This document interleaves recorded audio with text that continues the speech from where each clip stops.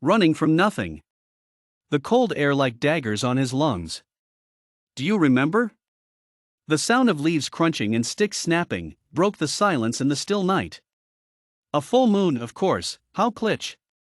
That time you wrote that letter? The boy stopped, scanning his surroundings, silence taking over again.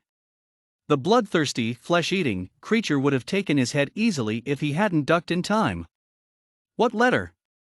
This sudden interaction caused a twitch in the boy's leg, and in no time he was off.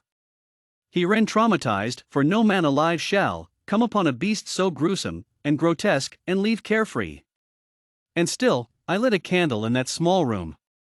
And just like the movies, the boy tripped on a tree's root, and his fate was soon decided. A short passing of 3 days and seconds were mellow. The sun was sleeping, the moon hanging on by a thread, and the stars making up for lost time. Where have all the stars gone? Are they down under or up above? If you stretch, will they stray, or reel you in faster than you can manage? Amnesia, a partial or total loss of memory. I wasn't always like this, not everything used to be empty. But now the world is like a white canvas. Amnesia, who would have known? It's been 2 months since I've come home and something is off. They're not telling me something, just something isn't right. But we can only hope for the best and wait until tomorrow.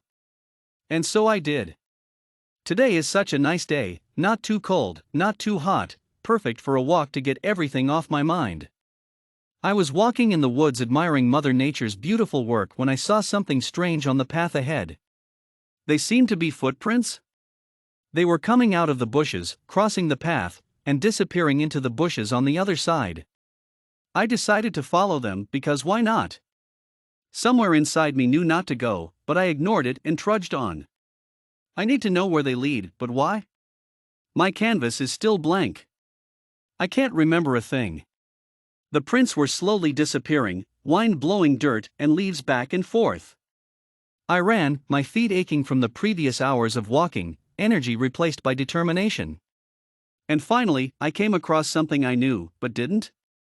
Why are things so confusing? There laid a strange house before me and, maybe the owner of the footprints is in there? I walked in, pushing away the feeling of being here before.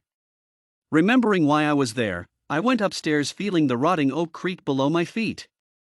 I entered a room with my jaw dropping to the floor.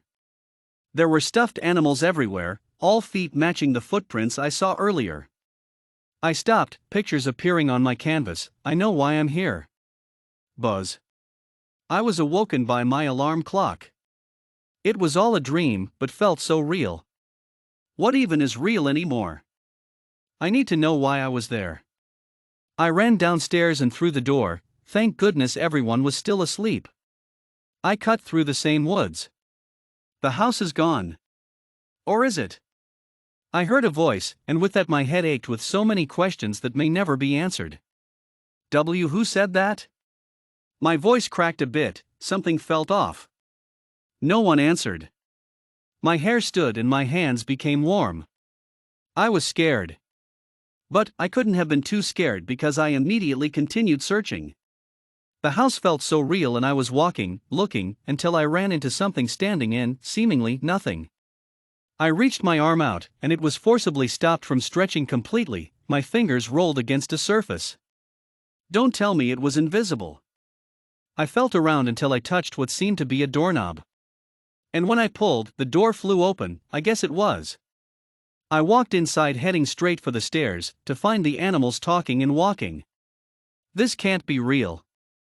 I crept into the room. Oh, it's you, I heard a voice say, a slight drawl to his O's. I'm Mr. Taravan and you're a bit earlier than I'd expected. He finished. And I'm Mr. Leaving. I rushed towards the door, stopped by sharp talons digging into my shoulders. And I turned.